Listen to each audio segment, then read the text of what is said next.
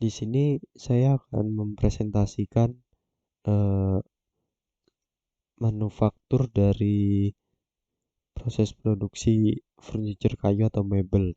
Sebelumnya perkenalkan, nama saya Dwi Pramono, NIM 2008 30111 dari kelas 3C. Sini jenis proses produksinya yaitu manufaktur furniture kayu atau mebel. Deskripsi proses produksinya yaitu pertama, proses pembuatan furniture ini dari kayu yang masih berupa log atau gelondongan yang selanjutnya dipotong sesuai keinginan, biasanya dengan ketebalan 3 hingga 15 cm. Setelah pemotongan, kayu dikeringkan dengan cara dijemur atau di oven hingga kadar airnya berkurang. Terus selanjutnya kayu akan diserut, masuk proses penyerutan untuk menghilangkan tekstur kasar. Kemudian dilakukan proses pembentukan untuk membentuk sesuai dengan produk yang akan dibuat. Lalu kayu masuk ke proses perakitan untuk menjadi furniture.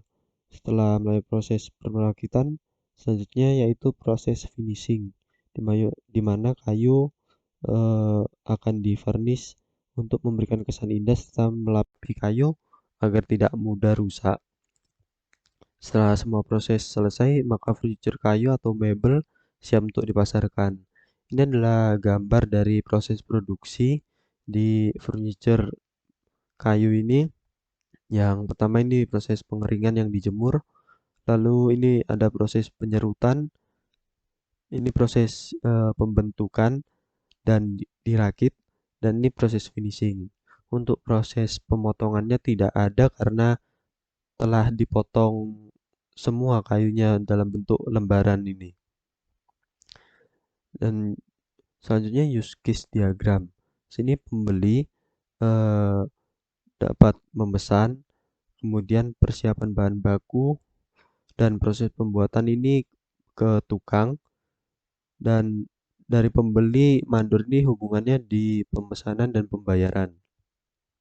Untuk PIC-nya atau person in charge dari divisi pemasaran yaitu Pak Anang yang bertanggung jawab untuk mengecek kesesuaian pesanan pembeli dengan furniture yang dibuat. Untuk divisi produksi yang bertanggung jawab untuk menyelesaikan proses produksi dari awal hingga barang jadi, yaitu bagian pemotongan kayu yaitu Pak Wardi, dan bagian penyerutan kayu Pak Sugeng, bagian pembentukan serta perakitan Pak Suyatno. Untuk work ordernya ini dari lembaran kayu dengan harga sekian, paku sekrup, lem kayu, varnish, aksesoris, biaya pembentukan pembanan, biaya perakitan, biaya finishing. Untuk proses produksinya yaitu proses 1, memotong balok kayu menjadi lembaran kayu, proses 2, penyerutan permukaan kayu, proses 3-nya pembentukan kayu sesuai pola, sub proses 3A, penghalusan kayu dengan amplas, proses 4, perakitan kayu, sub proses 4, penghalusan kayu dengan amplas, proses 5, menyemprotkan cairan varnish pada kayu yang sudah dirakit atau finishing. Sub proses 5-nya, memasangkan aksesoris tambahan jika diperlukan seperti engsel pintu, pengunci pintu, dan gagang pintu. Ini adalah flowchart proses produksi dari input. Sini ada raw material, subsidiary material, conversion cost, dan PIC. Yang isinya ada ini sebagai berikut. Lalu pada proses flowchart prosesnya itu ada bagian inventory, lalu ada bagian pemotongan, ada bagian penyerutan, bagian pembentukan, bagian perakitan, dan bagian finishing. Untuk outputnya dari flowchartnya yaitu ada buffet kayu jati, meja makan kayu jati, pintu kayu jati, dan kursi kayu jati. Sini selanjutnya akan menjelaskan analisis proses dari Departemen Gudang dan Bahan Baku. Pertama, menerima bahan baku dan barang.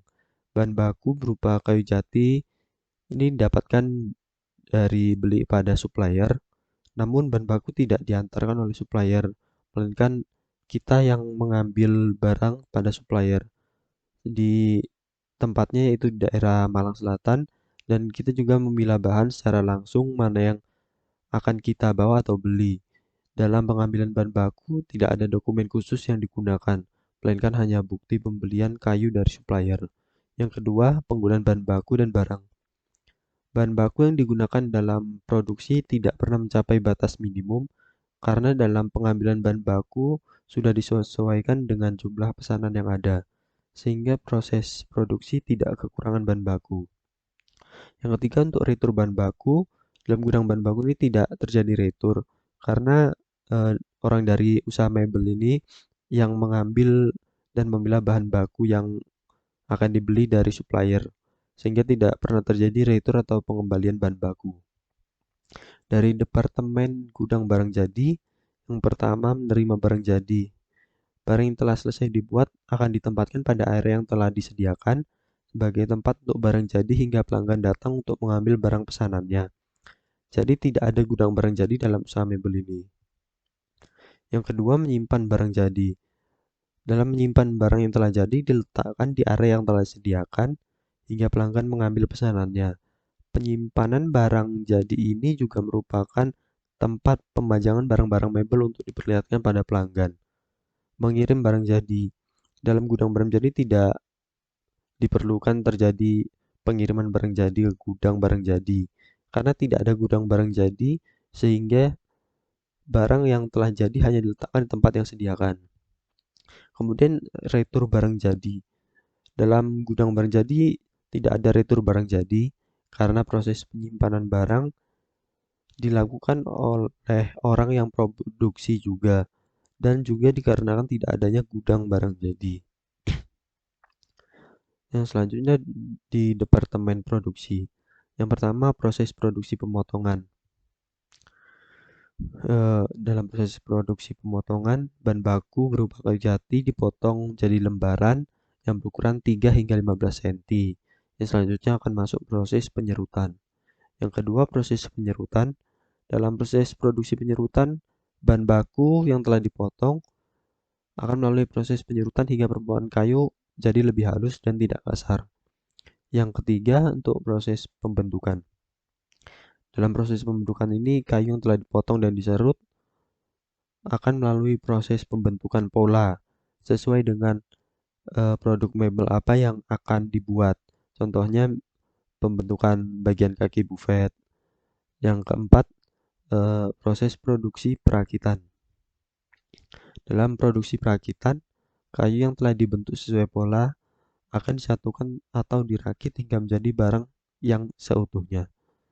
Yang kelima, proses produksi finishing. Dalam proses finishing ini, kayu yang sudah dirakit masuk dalam proses finishing, di mana dalam proses ini barang yang sudah jadi akan disemprotkan cairan varnish untuk memberikan kesan indah pada barang. Dari Departemen PPIC, yang pertama desain. PPIC ini tidak melakukan desain sendiri, karena desain mengikuti apa yang diinginkan oleh pelanggan.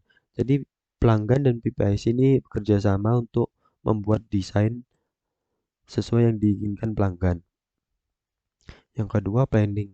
Planning dibuat ketika ada pelanggan datang dan minta untuk dibuatkan furniture sesuai dengan desain yang diminta. Jadi planning ini tidak ada uh, plan yang tercatat.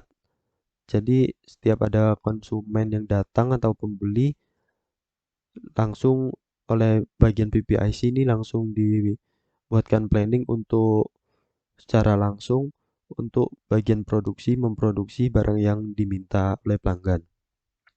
Kemudian yang ketiga, pembuatan surat perintah atau SPK. Dalam PPIC pada usaha mebel ini tidak menggunakan SPK atau surat perintah kerja, karena bagian PPIC memberikan perintahnya secara langsung. Yang keempat, penjadwalan. Jadwalan dibuat ketika ada pelanggan yang memesan furniture. Jadwal diproduksi pesanan pelanggan melihat ada atau tidaknya pekerja produksi yang sedang tidak mengerjakan pesanan pelanggan lain. Jadi untuk eh, jadwalannya ini melihat apakah ada pekerja yang sedang tidak melakukan pekerjaan lain untuk menyelesaikan produk pelanggan lain. Jadi sistemnya seperti mengantri untuk mencari pekerjanya. Yang selanjutnya yaitu analisis aliran dokumen.